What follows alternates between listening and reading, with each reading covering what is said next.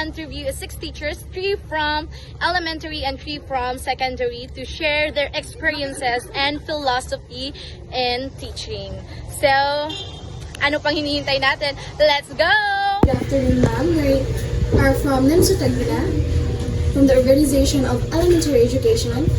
We're here conducting interview about your teaching philosophy. And I am Bea Isangan. I am Jillian Ignati. I'm Angel Padillo. I am Grace Lee Lorenza. I am Andre Janel Martinote. And I am Sanjay MC. And now, ma'am, we would like to ask you some questions about teaching philosophy. Your first question is, what motivates you to teach?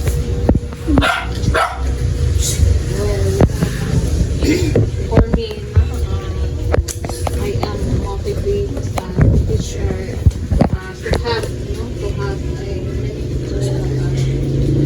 when I was actually teaching is not my first choice. So, I was my dream was to become an engineer, but since our life is we have social difficulties and we had parang hindi kaya na mapunta sa magalang since lahat na iniisip ko noon na pag-engineering talaga is doon sa Inisyo Marawi, yung mga ganun yun sa mga malayo. So since we have no resources at that time, so I was chosen also as a scholar from Santa Teresa College since I am the second honor of my class. So my first, when I studied college, I chose Bachelor of Education, Bachelor of Science in Education, major in mathematics. But then, because Tandag is very far from here, I was transferred to Makati, St. Vincent de Paul College, and I am a working student, so I have no choice but to choose another course, which is Bachelor of Science in Commerce, major in Business Administration. So, teaching is not really my choice, no? Pero parang wala akong choice because of kahirapan. So, and then, when I graduated my business administration, I worked in a hospital in Mangagoy. When things happened, I was working for 15 years, and then I don't know if this is all. But when 2018 I can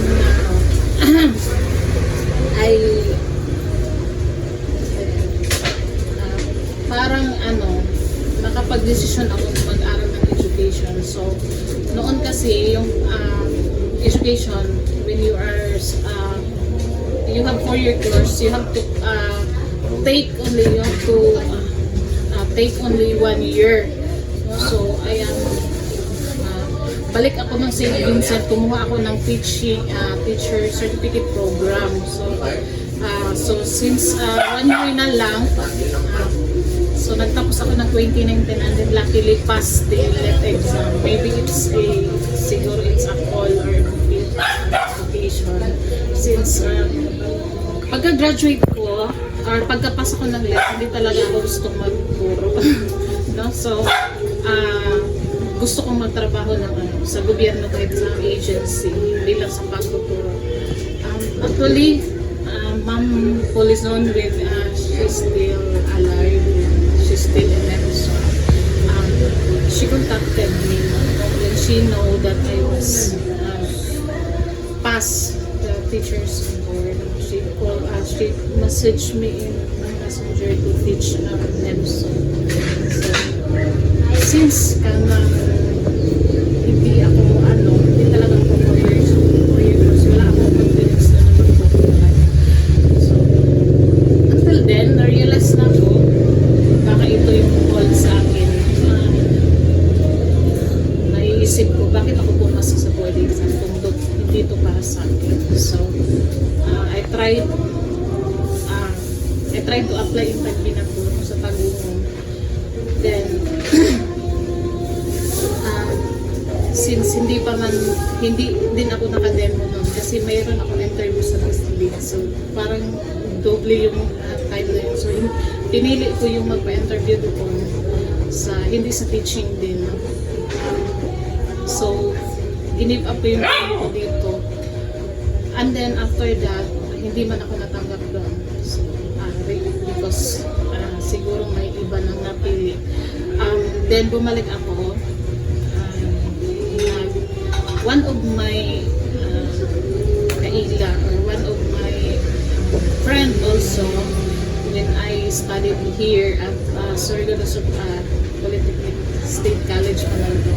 So high school ako noon tapos siya college and then she is now the school head. So nakita yung papel ko doon sa Albinaco District. Tinawagan ako kung hindi ko ba daw gusto mag-volunteer. So, hindi ako nagdalawang isip niya. Hindi ko naisip na malayo yung school. So, pumunta ako doon. Hindi ako nagdalawang isip. Pumunta ako doon talaga. So, medyo siya malayo. Then, doon ko na-realize, doon ako na-motivate na kailangan na pala ako mag-suicide. Kasi, nakita ko nagtuturo ako ng Filipino doon. Binigay sa akin yung Filipino. Doon ko na-feel na kailangan na. Kasi, may mga estudyante na grade 7 na hindi pa nakakapasa. So, doon yun na-motivate yung, yung profession ko. Siguro it's up ko. Pero, also, for economic, for my personal growth. Alam, medyo taas. Okay lang. Thank you po. Sige. That's very motivating talaga yung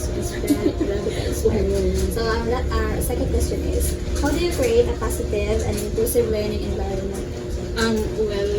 In my class, I really inject them with mutual and mutual respect and empathy within the group. I make them feel valued, respected, and supported. You have to make them feel that they are supported, even if it is in their classroom. Maybe kung hindi man nila yun na-feel sa kanilang mga bahay-bahay. Kasi hindi natin talaga. So, iba-iba yun because of diversity, di ba? Iba-iba yung social group na nakapagay. So, yun lang. So, ma'am, I am your second interviewer. So, this is your next question. What do you think is the purpose of education in society? I think this will help us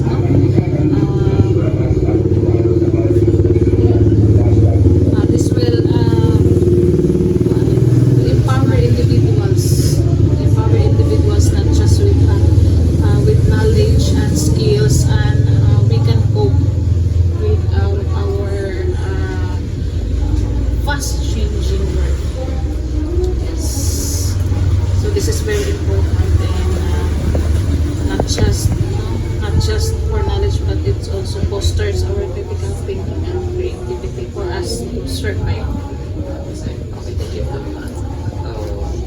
So your next question is, how do you define success in teaching?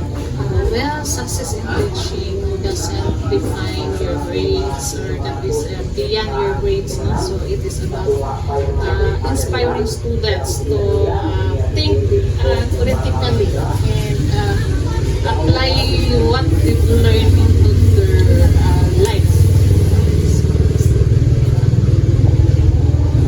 Parang kung ano yung natutunan nila, magagamit nila sa kanilang araw-araw na buhay. That's it. Here's your last question. How do you instill critical thinking skill in your students?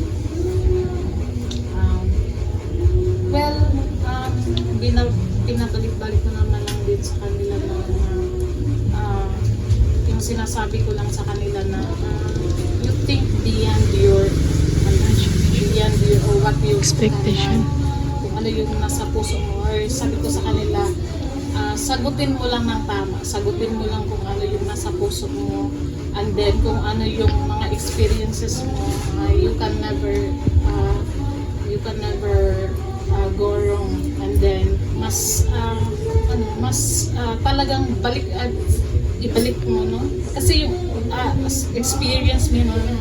Nagtuturo ako doon sa yung sa parang sa barangay at saka dito sa dito sa sentro, no? Iba talaga yung learning ng mga bata. So talagang doon kailangan mo talagang pabalik-balik yung i-instill sa kanila, no? Tanungin mo kung ano yung kaya, no? Hindi naman pwede natin hindi mali yung sagot mo. Anuhin mo lang. Kailangan mo lang talaga ng patience. Easy. Maano din naman nila sa matukuha din naman nila. Hindi natin sila pwedeng hindi naman tama yung sagot mo. So kailangan lang natin sila talaga sa tawag. Kailangan natin silang i-motivate araw-araw. Yes. So as ma-experience na dito talaga yung mga bata talaga dito, iba talaga yung thinking nila dito siguro sa environment. Thank you both. Thank you for your insight about your Sharing your experiences. Yes. Thank you po. Welcome. So ngayon guys, nandito po tayo sa isang guro namin sa Tagbina National High School at magkakandak po tayo ng interview. Let's go!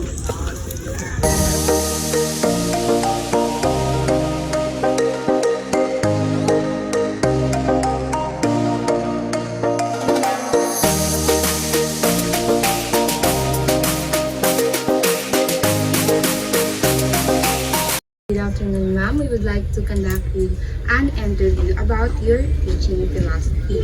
So here's our first question. What motivates you to teach? What motivates me to teach? First, since education transforms lives, knowing that I am a factor of a person, a product of a transformative life through education.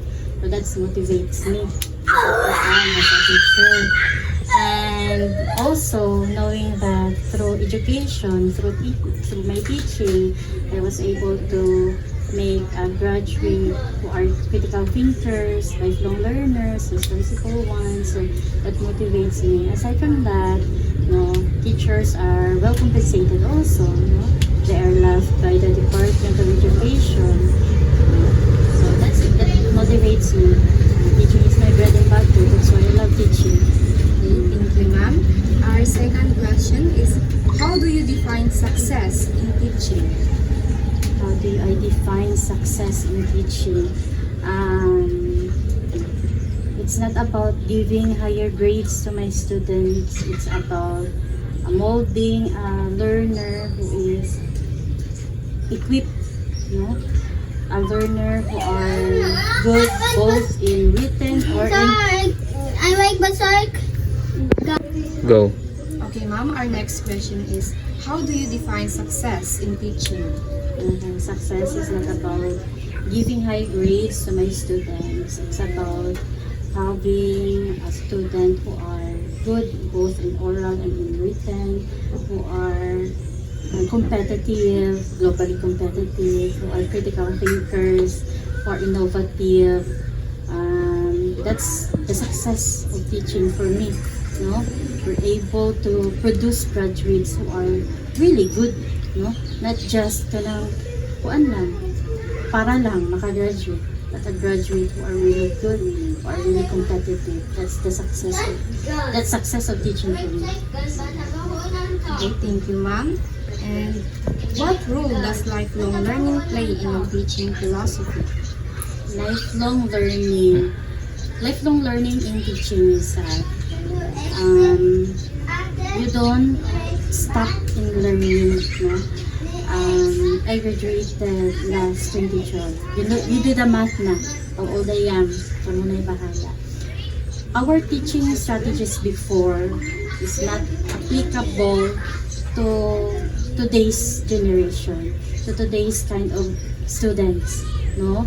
So as a teacher, I should learn more about teaching strategies. I should study more, no? Enroll in masters, in do ng training seminars about teaching strategies, or do personal research about teaching strategies that will help me teach my students, no?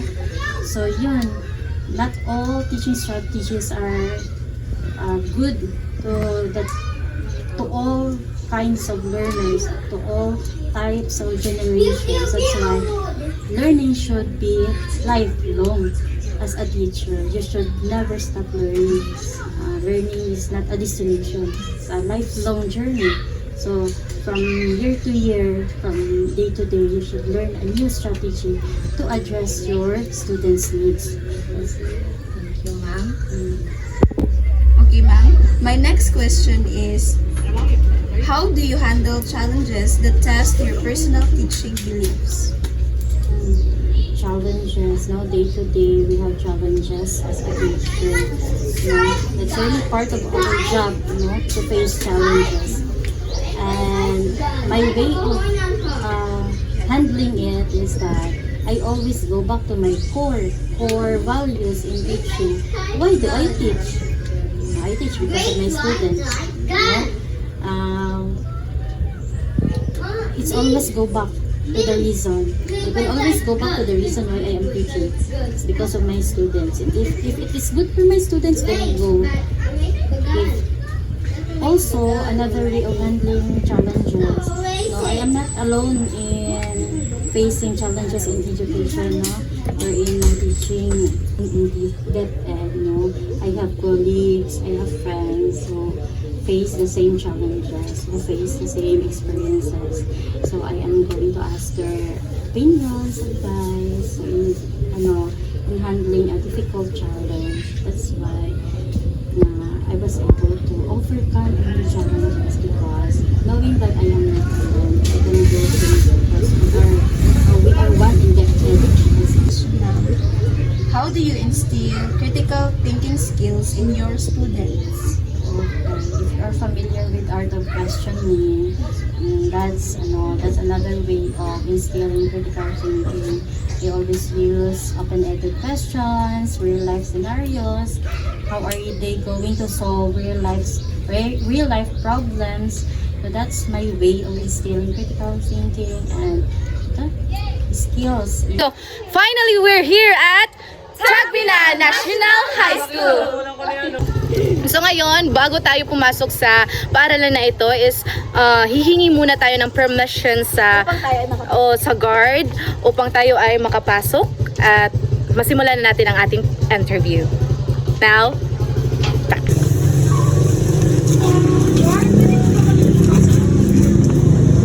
Pwede, ma'am.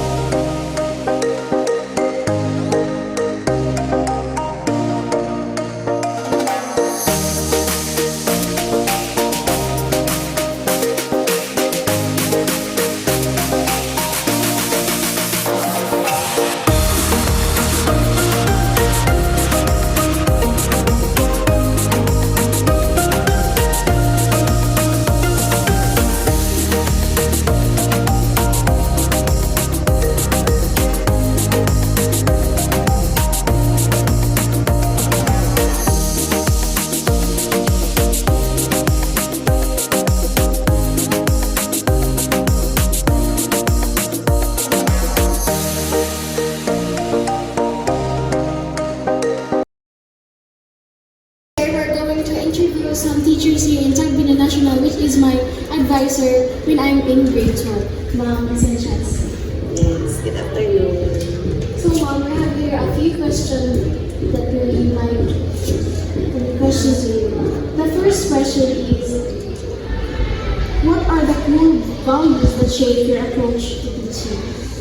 So, as a teacher in depth ed, I always inline my core values with the core values of the Department of Education, which is makalikasan, makatao, makabansaan, makadiyos, because that core values, I believe, are the four important values values that the student should learn at school.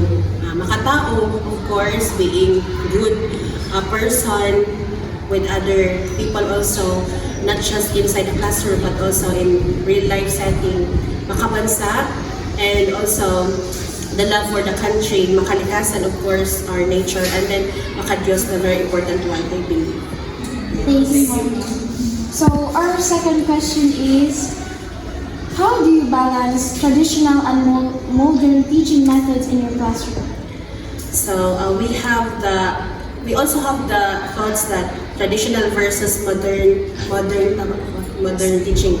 But I believe traditional and modern way of teaching goes together, no? Because inside the classroom, there were times that you need to apply traditional way and modern way, because at this generation, students were very advanced in technology, in terms of research, no, in terms of different references. They are very good at that, especially we have now the ChatGPT, the Metaal, or any other apps that can help them learn, no?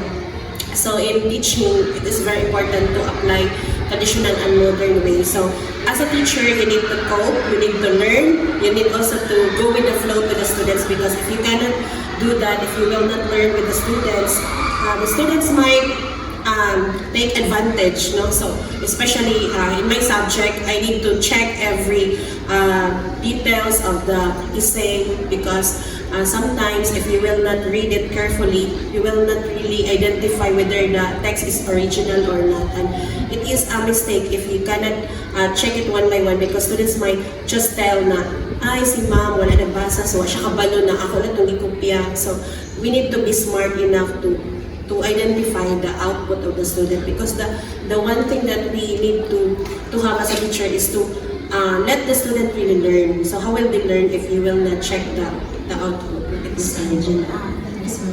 And the next is, how do you assess whether your teaching philosophy is effective?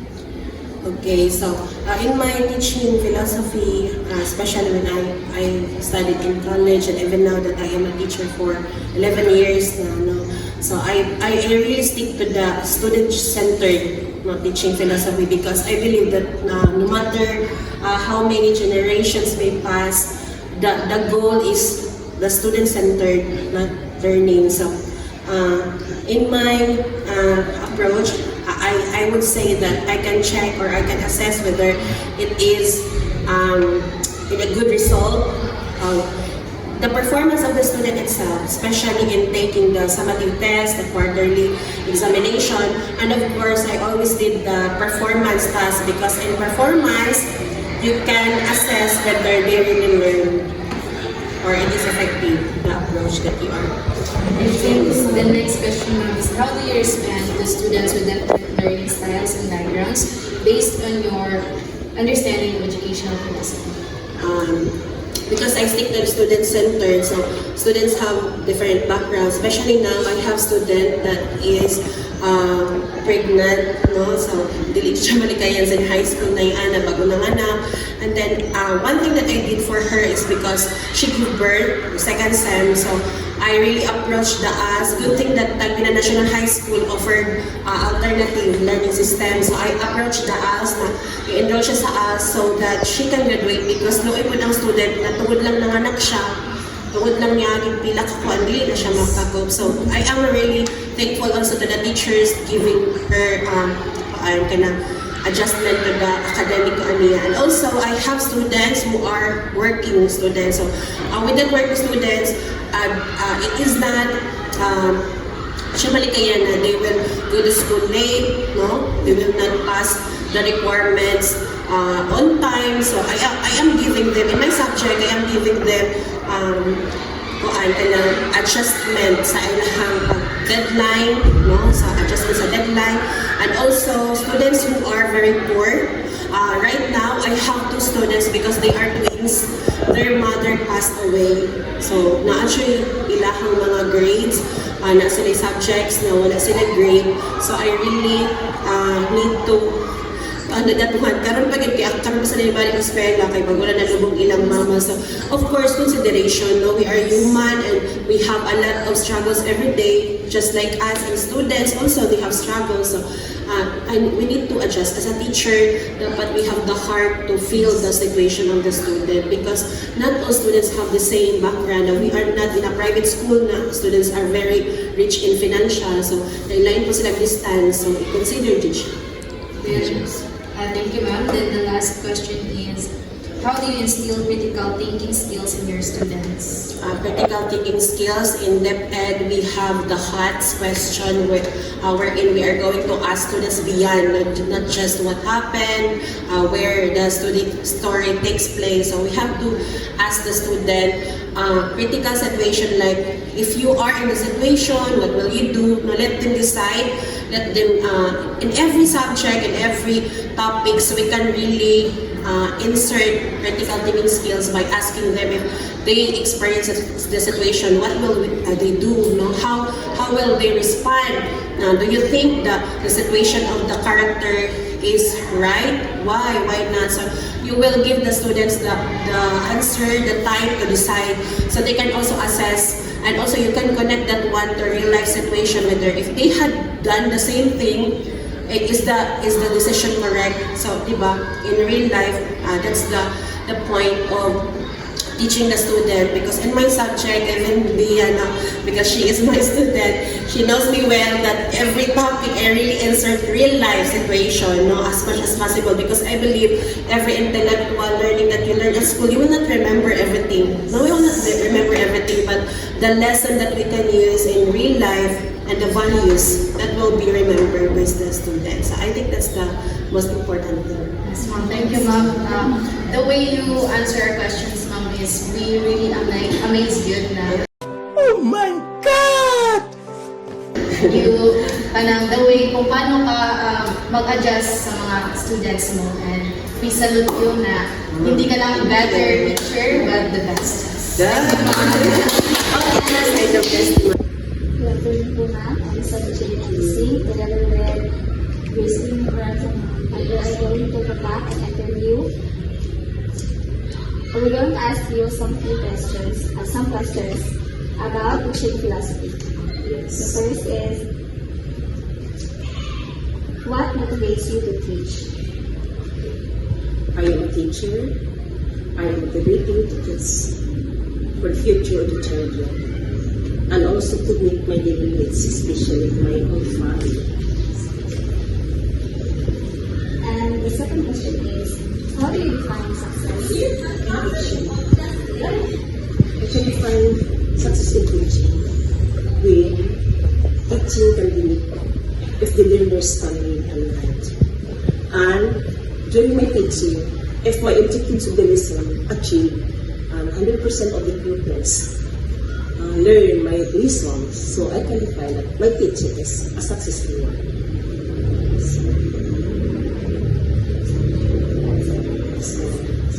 Ma'am, this is my question. How do you handle challenges that test your personal teaching beliefs? As a teacher, sometimes you can handle challenges. You can meet challenges in every pupils because every individual is different, diba? There are sometimes a teacher meet challenges to the pupils, especially the pupils are problematic. The problems come from home, wherein family problem. Sometimes father and mother are separated, no? So, ang bata, maapektuhan, they are affected. So, when they are coming in the room, they are lonely and they are not interested to join you or listen. So, as a teacher, you can choose and you will find or plan how to handle the child, or by meeting or by advising na kuan ka lang despite sa mga problema nimo, you can give one inspiration by reporting every day in the school, because I am the teacher that I will help you always in life. Thank you, ma'am. This is your next question. How do you instill critical thinking skills in your students? Critical thinking skills is used in every lessons that we teach to the children, because critical thinking skills are the thinking skills that develop the child of their thinking. And the lesson, every lesson that we teach by the teacher, there is critical thinking or the HATS questions. We will call that HATS questions, higher order thinking skills, wherein the child motivate to answer that question from their mind or from their heart. Thank you, ma'am. So, this is your last question. What do you think is the purpose of education in society? Education is a lifelong process that contributes to the progress of the country. It is considered that education can help to inculcate all the inculcate and another is education. If the quality of education in the society is progressive, the country also becomes progressive due to high quality of education. Educated people contribute needs and much for the good of our country. So our country needs progressive if the quality of education is high. Thank you, ma'am, for sharing your inspiring insight in your teaching philosophy. Thank you so much. You're welcome. I'm here in San Lesson from the school with Ma'am Marquez Martinez Lee. So today, Ma'am, I would like to interview you about your teaching philosophy. Okay. So today, here is my first question. How would you describe your personal teaching philosophy? Okay, so my teaching philosophy is based on the belief that every student has the ability to learn when given the right guidance, support, and inspiration. I believe in a student-centered approach that emphasizes active learning, respect for diversity, and the use of meaningful experiences to deepen their understanding. So thank you, Ma'am. My second question is, what do you think is the purpose of education in society? Okay, so the purpose of education in society. So education is a vital tool for empowering society. Its purpose is to shape individuals into knowledgeable, responsible, and compassionate citizens who can contribute to the progress of critical thinking skills and creativity, which are essential for real-life success. Thank you, Ma'am. So my third question is, what motivates you in teaching? Okay, so my motivation in teaching.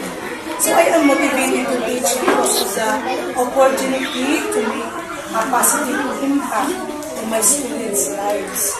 Seeing them grow, learn, and become prepared for the future is a significant reason why I choose this profession. I also believe that teaching is a calling and a mission to build a better society. Of course, isa na yun ang big salary. Thank you, Ma'am. My fourth question is, how do you define success in teaching? Okay, so define success in teaching. For me, success in teaching is not only measured by high student grades, but also for their ability to apply what we have learned in real life. When a student becomes critical thinker, compassionate individual, and self-confident learner, I consider my teaching is successful. Thank you so much, Ma'am.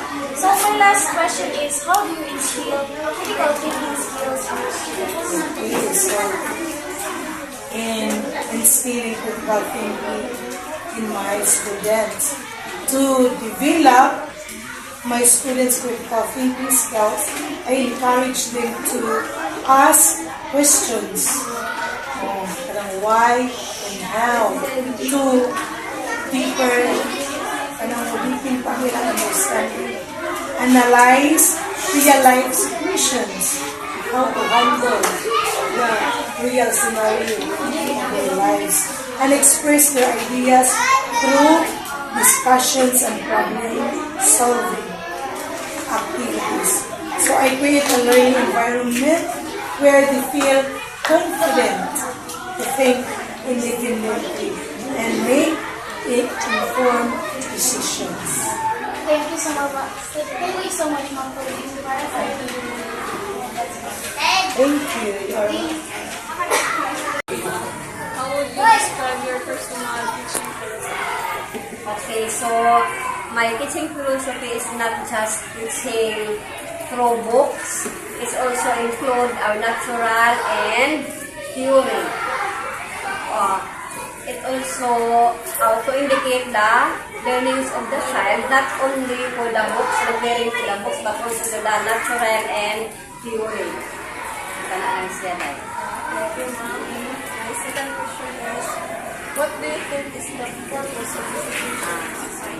To educate people and for their success and for the community, because if they will succeed, it has a big impact to our community or to the improvement of the community as well. So, my third question is, what motivates you to teach for? Okay, so actually teaching is not my first priority. Before, wala. I don't know. Kadali ka na ilagay. I'm sorry. Okay, so teaching is not really my first choice. But then, I am looking forward to know the reason why I can change when I am in grade 1. I usually live behind in the school or in the room because I cannot read and then I want to know if it is easy or I want to know if it is really easy or hard to teach such grade. But definitely I am not able to give a chance. I was not given a chance to teach grade 1. I am teaching grade 6, grade 5, on which no other grade levels. But then, that is the reason why I want to teach because I want to know how hard to teach those grades. 1, 2, 3, 3. So, second to the last question, how do you define success in teaching? Okay, so I can say that teaching, I am successful in teaching because I can see those learners I have before when they are already professionals and have a good future. Thank you, Mom. So, the last question is, how do you instill critical thinking? Okay, so yes, encourage learners to ask questions. Not just you are going to teach them, but encourage them to ask if they don't understand. And then, in asking questions, they can answer their curiosity. So to know the curiosity of the child, you are also giving them the chance to ask something that they don't have in mind. Thank you. So, hi everyone. So now we're done to our interview here in elementary. Pagahan mo guys.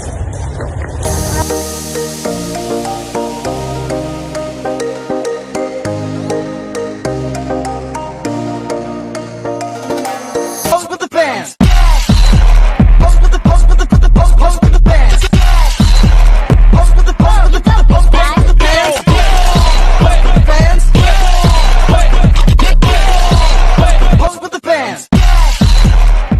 the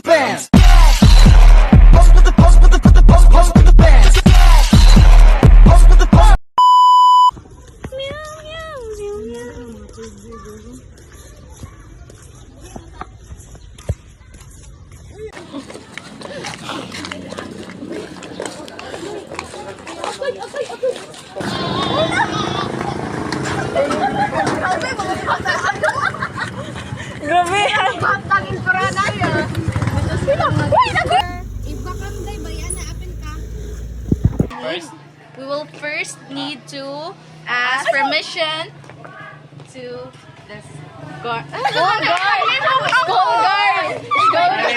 Magtagalog tabi! Magtagalog ta! Anong nag-English yun? Ikaw, be! Sagot sa ubos. Dapat mana din.